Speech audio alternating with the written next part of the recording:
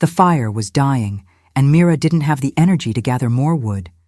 She'd been walking for 3 days since the banishment, her feet blistered and bleeding, her body weak from hunger and exhaustion. The thin cloak she'd been allowed to take provided little protection against the autumn cold, and she knew that if she didn't find shelter soon, she wouldn't survive another night. But there was no shelter. Only endless forest, stretching in every direction, dark and unforgiving. So she'd stopped in a small clearing, built a pathetic fire from damp twigs and dead leaves, and sat with her back against a fallen log, waiting for whatever would come. Wolves, probably, or bears, or simply the cold, creeping into her bones until she fell asleep and never woke up. It seemed like a mercy compared to the life she'd left behind. Mira closed her eyes, remembering the rejection ceremony. She'd known it was coming. Everyone had known. From the moment she'd presented as an Omega at 16, it had been clear that something was wrong with her. She couldn't shift, couldn't feel the pack bonds, couldn't even sense other wolves unless they were standing directly in front of her. The pack healers had examined her, declared her defective, and her family had been shamed by association. Her parents had died when she was 12, killed in a territorial dispute with a neighboring pack. She remembered her father's last words to her mother, shouting for them to run, to take Mira and her younger sister Emma to safety. But her mother had refused to leave him, and they'd both fallen defending the border. After that, Mira and Emma had been raised by the pack out of obligation rather than love. The other wolves had tolerated them, but barely, especially after Mira's defect became obvious. Emma had been the lucky one. She'd presented as a normal Omega at 15, could shift perfectly, and had been matched with a beta from a neighboring pack. She'd moved away 2 years ago, and Mira hadn't heard from her since. Emma had made it clear she wanted nothing to do with a defective sister who would only damage her reputation in her new pack. When Mira turned 21, the minimum age for mating, her intended mate had publicly rejected her in front of the entire Silverpine pack. Garrett, a strong beta with good bloodlines, had looked at her with disgust and spoken the formal words. "I reject you, Mira, as my mate. You're broken. You're useless to this pack. You'll never bear strong pups. You're not worthy of the Silverpine name." The rejection hadn't hurt as much as it should have. Mira had never felt the mate bond with Garrett anyway, had never felt anything but a vague sense of obligation. But the banishment that followed had been brutal. She'd been given 1 hour to gather her belongings, forbidden from saying goodbye to anyone, and escorted to the territory border by armed guards who made it clear she'd be killed if she ever tried to return. So here she was, alone in the wilderness, waiting to die, with nothing but a dying fire and the clothes on her back. The wind picked up, sending sparks from the fire spiraling into the darkness. Mira pulled her cloak tighter and tried to ignore the gnawing hunger in her stomach. She'd found some berries earlier, but they'd made her sick, and she'd learned the hard way that she didn't have the survival skills necessary for life outside a pack. She was going to die out here. It was only a question of how long it would take. A branch snapped somewhere in the darkness. Mira's eyes flew open, her heart suddenly racing. She stared into the shadows beyond the firelight, trying to see what was out there. Another snap. Closer this time. Then the sound of paws on fallen leaves, soft and deliberate. They'd come for her. She didn't move, didn't try to run. There was no point. If it was a predator, she was too weak to fight or flee. If it was a Silverpine patrol come to make sure she'd truly left, she was already dead. She simply sat there, watching the darkness, and waited. The first wolf emerged from the trees, slowly, cautiously, its golden eyes reflecting the firelight.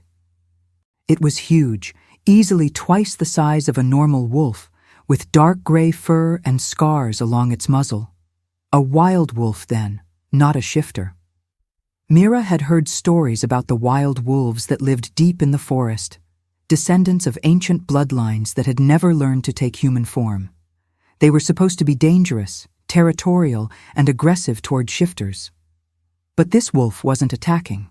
It stood at the edge of the clearing, head lowered, watching her with an intensity that made her skin prickle.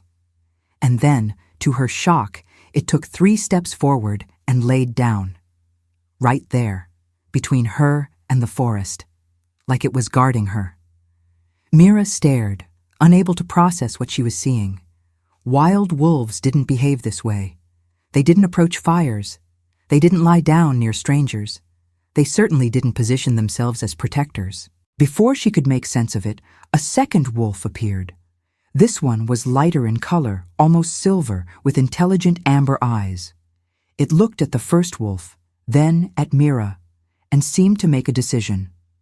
It walked calmly to the opposite side of the fire and laid down, mirroring the position of the first. Then came a third, and a fourth, and more, emerging from the darkness one by one, each taking a position around the clearing, until Mira was surrounded by a ring of wolves. She counted them in stunned silence. 20. 20 massive wild wolves, all lying in a protective circle around her fire, their eyes glowing in the darkness like stars. It should have been terrifying. It should have sent her scrambling for the nearest tree, screaming for help that would never come. But instead, Mira felt something she hadn't felt in years: safety, warmth, connection. As if these wolves, these wild creatures that owed her nothing, had decided she was worth protecting. One of the wolves, a large male with a distinctive white patch on his chest, rose and padded toward her. Mira held her breath, her body frozen, as he approached. He stopped just inches away, close enough that she could feel the heat radiating from his body, and lowered his massive head until his nose was level with her face. They stared at each other for a long moment. Then, slowly, the wolf pressed his forehead against hers. The sensation that flooded through Mira was indescribable. It wasn't a pack bond, not like the ones she'd heard described. It was something older, deeper, more primal. She could feel the wolf's emotions, his curiosity, his recognition, his absolute certainty that she belonged here, with them, under their protection. And underneath it all, a single word echoed in her mind, spoken in a voice that wasn't quite human and wasn't quite animal. Sister. The wolf pulled back and returned to his position in the circle. The others settled in, some resting their heads on their paws, others keeping watch on the surrounding forest.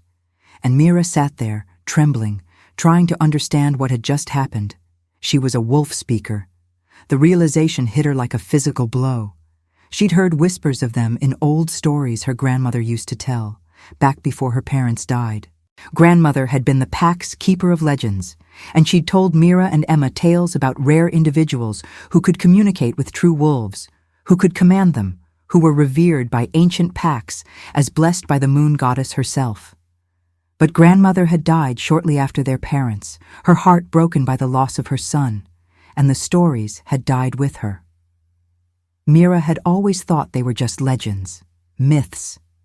They weren't supposed to be real. Except it was real, because she could feel them now.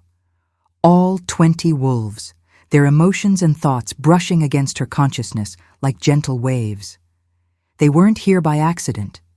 They'd felt her presence, recognized what she was, and come to protect her because that was what wolves did.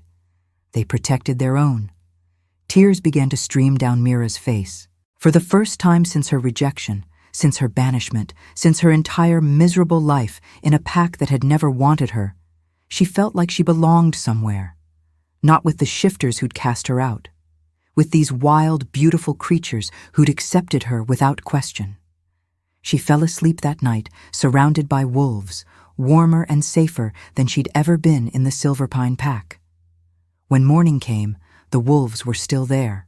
They rose with the sun, stretching and shaking out their fur, but none of them left. The large male with the white chest patch approached her again, and this time Mira reached out tentatively, running her fingers through his thick fur. He leaned into the touch, a low rumble of contentment emanating from his chest. "Thank you," she whispered, "for staying, for protecting me." The wolf's amber eyes met hers, and she felt his response. Not words exactly, but meaning, intention. You are pack. We stay. Over the following days, a routine developed. The wolves would hunt, bringing down deer and elk, and they'd share their kills with Mira, teaching her how to survive in the wilderness. She learned which plants were safe to eat, where to find fresh water, how to build a proper shelter. The wolves were patient teachers, showing her through actions and emotions rather than words, and Mira absorbed everything like a sponge. She named the large male with the white patch Storm because his presence felt like the calm before thunder. The silver female became Luna for her moon-colored fur, a scarred black wolf who always took the night watch she called Shadow. A russet-colored female who was constantly bringing her flowers and herbs became Sage. A young male with one torn ear who was playful and energetic became Dash. One by one, she came to know each member of her new pack. There was Frost, an older white wolf with wise blue eyes who seemed to be the pack's elder. Ember, a rust-colored female with a fierce protective streak. River, a sleek gray male who loved water and often brought her fish from nearby streams. Thorn, a battle-scarred brown male who'd clearly seen violence but was surprisingly gentle. And more, each with their own personality, their own quirks, their own story written in scars and behavior. They weren't mindless beasts. They were individuals, intelligent and complex, with their own thoughts and feelings. And they loved her, not as a weak omega to be tolerated, but as family, as pack, as something precious that needed to be protected. 3 weeks passed in this way, and Mira grew stronger. Her feet healed, her body filled out from regular meals, her senses sharpened, and she found that being around the wolves was unlocking something inside her that had been dormant for years. She still couldn't shift into wolf form, but she could feel the forest now, could sense other creatures moving through it, could hear things that normal human ears would miss.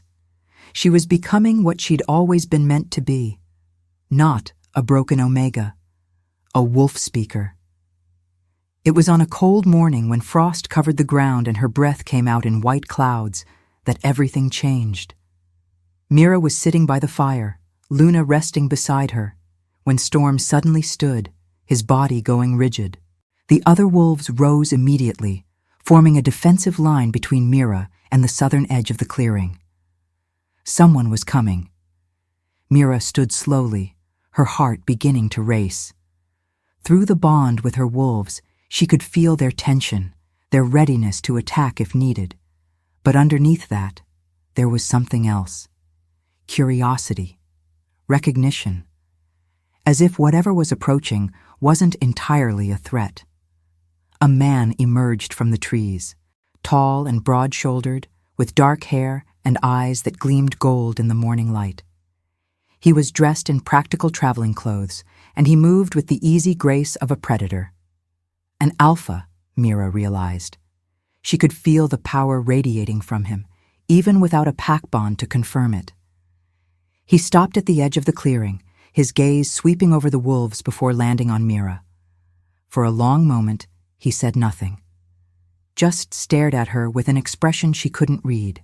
Then he bowed, actually bowed, like she was someone important. "Forgive the intrusion," he said, his voice deep and controlled. "My name's Darius. I'm Alpha of the Ironwood Pack, and I've been searching for you for a very long time." Mira processed his words carefully. A search that long meant he'd known what to look for. "You knew about wolf speakers," she said, not asking. "You knew one existed." "I did," Darius confirmed, seeming pleased she'd grasped it quickly. "You're not nobody, Mira. You're a wolf speaker, one of the rarest gifts the moon goddess can bestow. And if the rumors I've been hearing are true, you're the first one to emerge in over a century." He took a step forward, and Storm growled low in his throat, a warning. Darius stopped immediately, raising his hands in a peaceful gesture. "I mean her no harm," he said, addressing the wolf directly. "I've come to offer protection and answers." Mira studied him carefully. He'd known about wolf speakers, He'd been searching. He'd shown respect to Storm. This wasn't random. You said answers. To what, specifically? To why you couldn't shift, why you felt disconnected from your pack, why you were rejected. Darius's golden eyes were intense, focused entirely on her. Wolf speakers don't shift because their gift is to walk between worlds, human and wolf, tame and wild. You're a bridge, a translator, a guardian of the old ways. Your former pack rejected you because they didn't understand what you are. But I do. Mira felt her throat tighten with emotion. All her life, she'd been told she was broken, useless, a mistake of nature. And now this alpha, this stranger, was telling her she was something else entirely, something valuable. But she'd learned to be cautious of offers that seemed too generous. "What do you want from me?" she asked directly. "I want to offer you a place in my pack," Darius said. "Not as an Omega. As a wolf speaker. As someone who can help us reconnect with the wild wolves, who can teach us the old ways that have been lost. The Ironwood Pack values tradition, history, and gifts like yours. You'd be honored among us, protected, free to live as you choose." It sounded too good to be true. Mira had learned the hard way that when something seemed too good to be true, it usually was. "And what would you get in return?" she asked. Darius smiled, a small, knowing curve of his lips. "Honestly, a stronger pack. Wild wolves are powerful allies, and if you can speak to them, negotiate with them, we'd have an advantage that no other pack possesses. But more than that, I'd get the satisfaction of knowing that a rare gift is being nurtured instead of wasted. I don't like seeing potential destroyed by ignorance." Storm moved to Mira's side, pressing against her leg. Through the bond, she felt his assessment of Darius. The alpha was telling the truth. He meant what he said. But the choice was hers. Mira looked around at her wolves, at the clearing that had become her home, at the simple life she'd built in just 3 weeks. She could stay here, live wild, survive on her own terms. It would be hard, especially when winter came, but it would be free. Or she could take a chance. Trust this alpha. See if there was a place for her among shifters after all. "If I come with you," she said slowly, "the wolves come too. All of them. They're my pack now, and I won't abandon them." Darius nodded without hesitation. "Agreed. In fact, having them nearby would be ideal. There's territory adjacent to Ironwood lands that's unclaimed. We could establish it as a sanctuary for wild wolves under your protection. They'd be safe there, and you could visit whenever you wish." It was a good offer. More than good. It was everything she could have hoped for, and more. But Mira had been burned before by promises that turned to ash. She needed more than words. "Prove it," she said. "Prove you value what I am. Swear an oath to the moon goddess that you'll never try to force me to shift, that you'll never punish me for being different, and that you'll protect my wolves as you would your own pack members." Darius's expression turned serious. He dropped to one knee, placing his right hand over his heart, and looked up at the sky, where the moon still lingered faintly in the morning light. "I, Darius of the Ironwood Pack, swear by the moon goddess who watches over all wolves that I'll honor Mira the wolf speaker. I'll never force her to be anything other than what she is.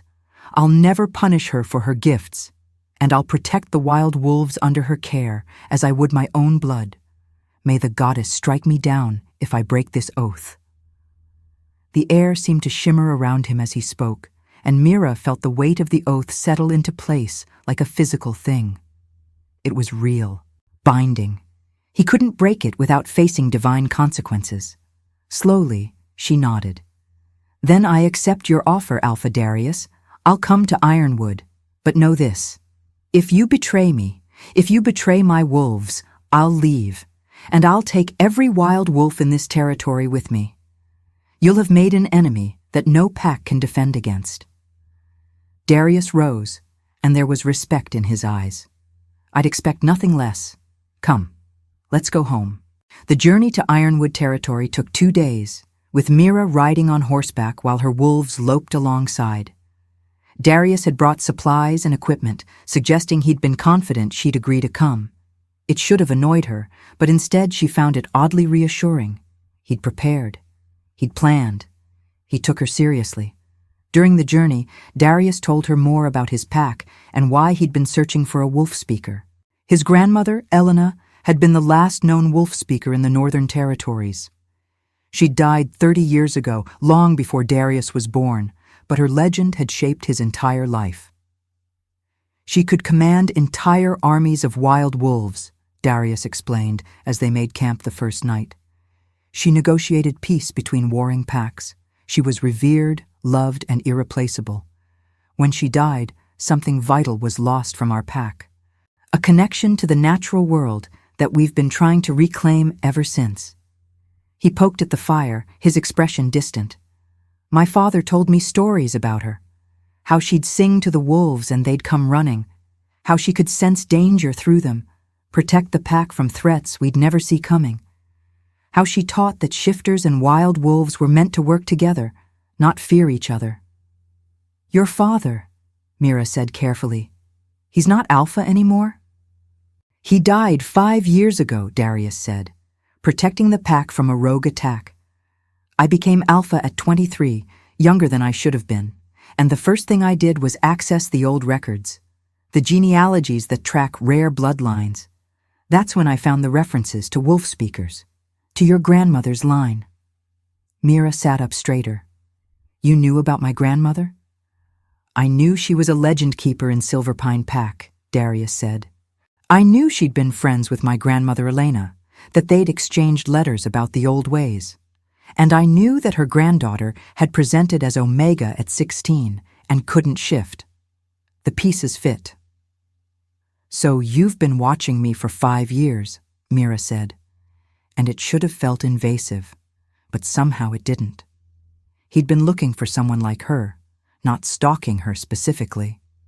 I've been waiting, Darius corrected, hoping that when the time came, when you needed help, I'd be there. When I heard about your rejection and banishment 3 days ago, I came immediately. I just didn't expect to find you'd already awakened your gift. That night, Mira slept surrounded by her wolves, with Darius keeping watch on the other side of the fire.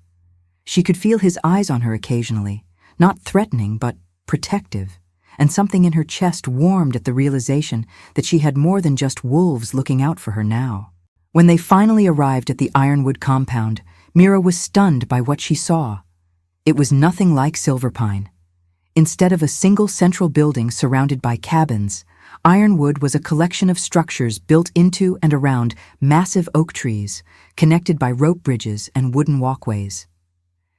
It looked like something out of a fairy tale, organic and beautiful, and completely in harmony with the forest. The pack members who came out to greet them were equally surprising. They didn't recoil from the wild wolves or look at Mira with disgust.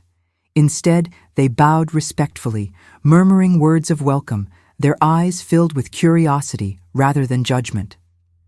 Mira is a wolf speaker, Darius announced to the gathered crowd. She and her companions are under my personal protection. Anyone who disrespects her or harms her wolves will answer to me directly. Is that understood? A chorus of, Yes, Alpha, echoed through the clearing. Darius led Mira to a dwelling built into the branches of an ancient oak, with windows that looked out over the forest and a large balcony where her wolves could rest. It was beautiful, comfortable, more than she'd ever dared to hope for. This is yours, Darius said, for as long as you want it.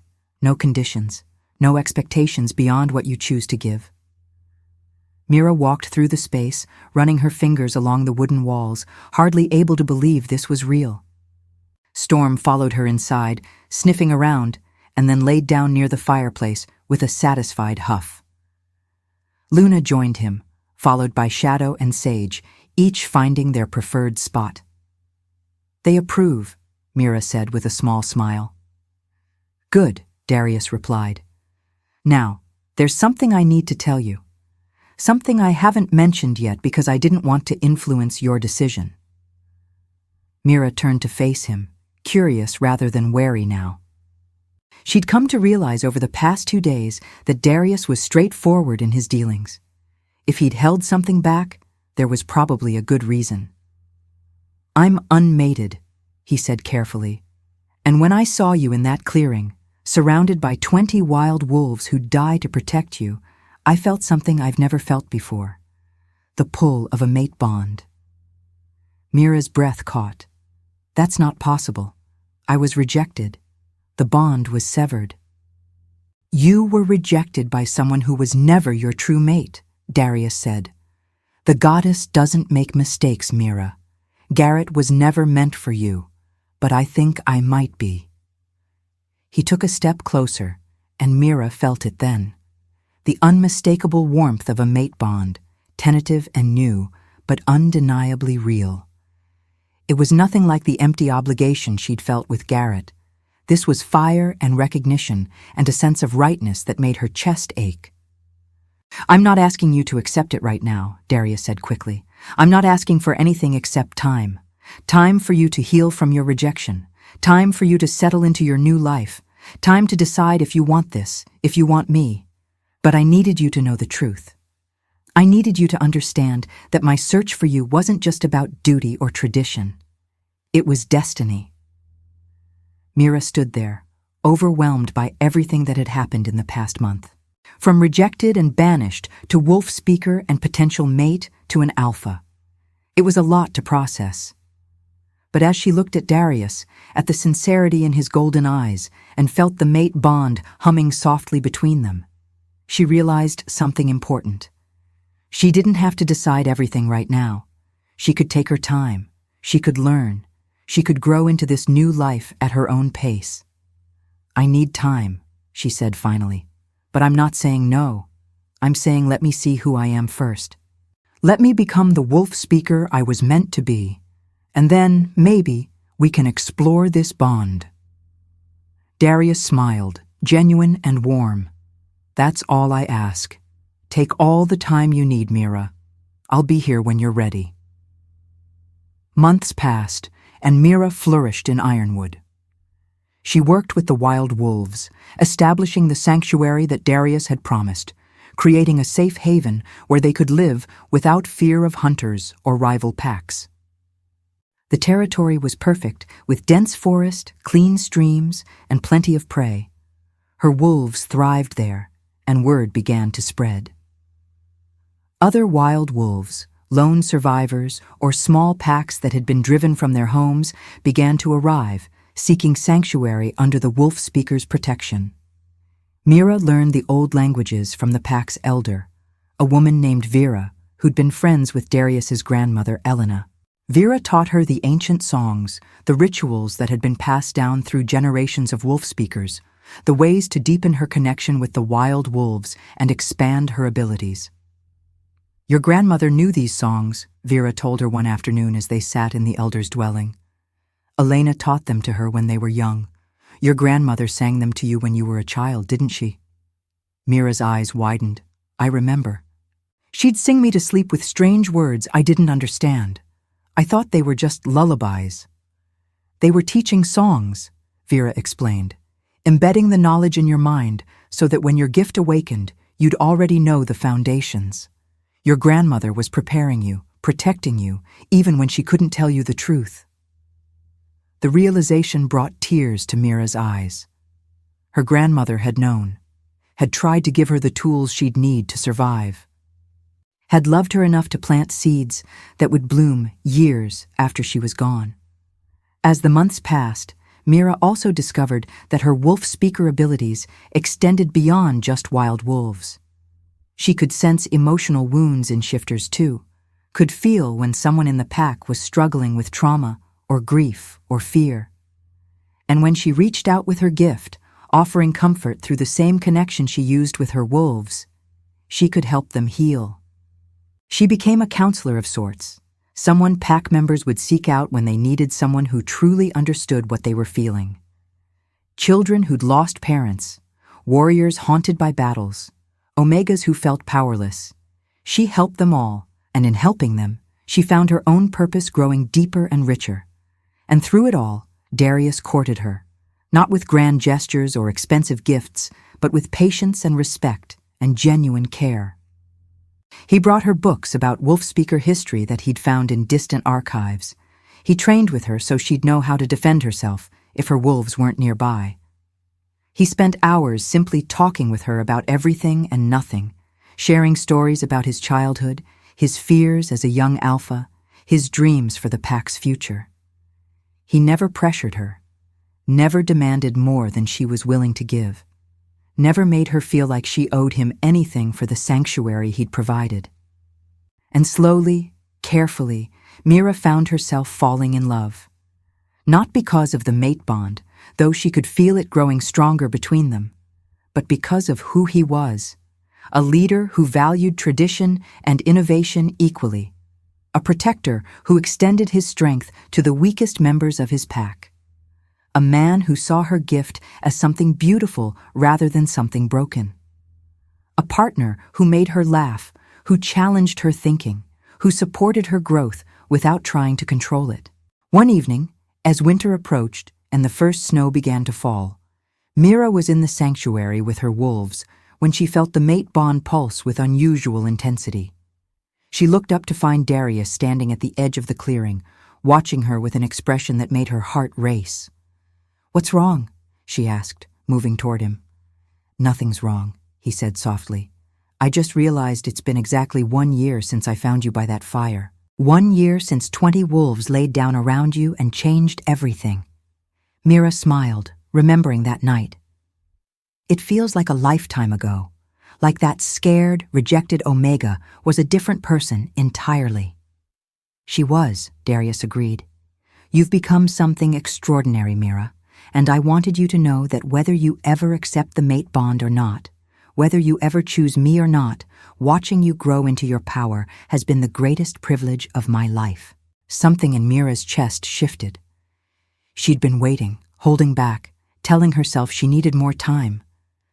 But standing here in the falling snow, surrounded by her wolves, looking at the man who'd searched for her, who'd protected her, who'd given her space to become herself, she realized the truth. She didn't need more time. She'd already made her choice. "I'm ready," she said simply. Darius's eyes widened. "Are you certain?" "I'm certain," Mira said, moving closer to him. "I want this. I want you. I want to be your mate, your partner, your equal. Not because destiny demands it, but because I choose it. Because you've shown me what it means to be truly valued. Because I love you." Darius crossed the distance between them in 3 strides and pulled her into his arms, kissing her with all the pent-up longing of a year spent waiting.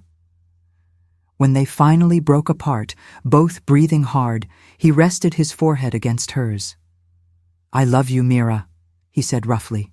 "Not the wolf speaker, not the gift. You, the woman who survived rejection and banishment and came out stronger.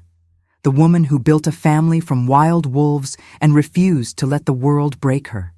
You're magnificent, and I'll spend the rest of my life making sure you never forget it."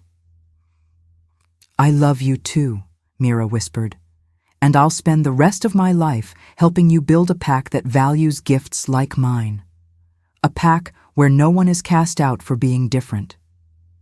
Around them, her wolves began to howl, a chorus of celebration that echoed through the forest.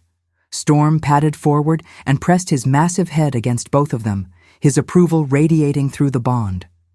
One by one, the other wolves joined in, creating a circle around the couple, blessing their union in the old way.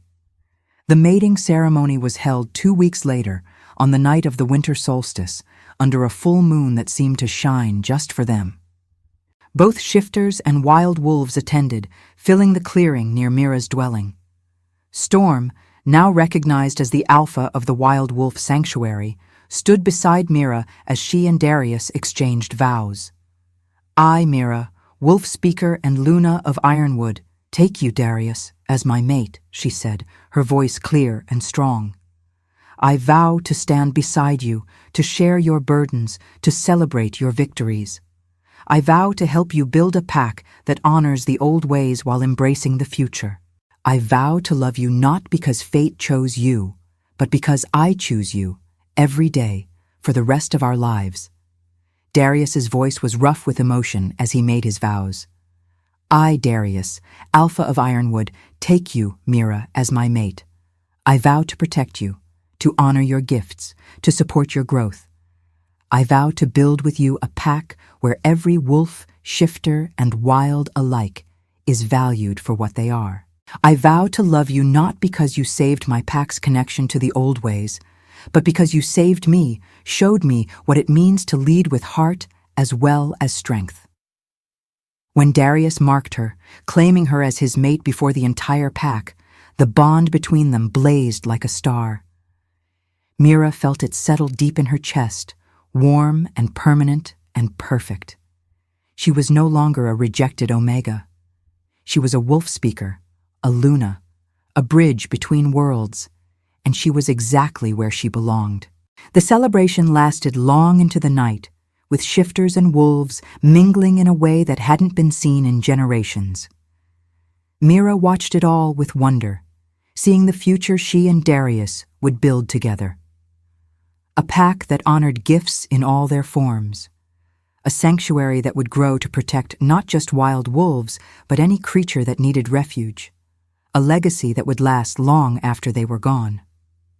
As the party wound down and wolves began to drift home, Darius pulled Mira close, his arms wrapped around her from behind as they watched the last of the fire die down. Happy? He murmured against her hair. Happier than I ever imagined possible, Mira replied honestly. A year ago, I was dying by a fire, certain my life was over. Now I have a mate, a pack, a purpose, everything I never knew I wanted. The goddess works in mysterious ways, Darius said. Garrett rejecting you was the worst thing that ever happened to you. But it was also the best thing because it led you here, to your wolves, to your gift, to me. Mira turned in his arms to face him. I used to think being different was a curse, that not being able to shift made me broken. But now I understand. I wasn't meant to be like everyone else. I was meant to be something more. Something that bridges the gap between wild and tame, past and future. You are more, Darius agreed, kissing her softly. And I'm going to spend every day of our lives making sure you know it. Years later, when young wolves would come to Luna Mira seeking guidance, feeling broken or different or alone, she'd take them to the sanctuary. She'd show them Storm and Luna and Shadow and all the other wolves who'd found refuge there. She'd tell them her story, holding nothing back, the rejection, the banishment, the night she'd been certain she was going to die. And then she'd tell them about the 20 wolves who'd laid down around her like a nest, who'd recognized what her own pack couldn't see, that she was blessed, that she was valued, that she was exactly what the world needed. Your pack doesn't define your worth, she'd tell them, the same words she'd wished someone had told her years ago. Your inability to fit into someone else's expectations doesn't make you defective. Sometimes the greatest gifts come in forms that others don't understand. Trust in the moon goddess, trust in yourself, and know that somewhere out there, your true pack is waiting to find you. You just have to survive long enough to meet them. And if some young Omega listening felt their hope rekindling, if they left the sanctuary standing a little taller, believing for the first time that maybe they weren't broken after all, then Mira knew she'd fulfilled her purpose. She'd become the person she'd needed when she was lost and alone. She'd become the wolf speaker who didn't just communicate with wolves, but who helped lost souls find their way home. If you enjoyed this story, please subscribe to the channel for more werewolf romance tales, alpha kings, rejected mates, and powerful Omega stories. Hit the notification bell so you never miss an upload. Leave a comment below telling me what you thought of Mira and Darius's story and what kind of werewolf stories you'd like to see next. Your support means everything and helps me create more content like this. Thank you for reading, and I'll see you in the next story.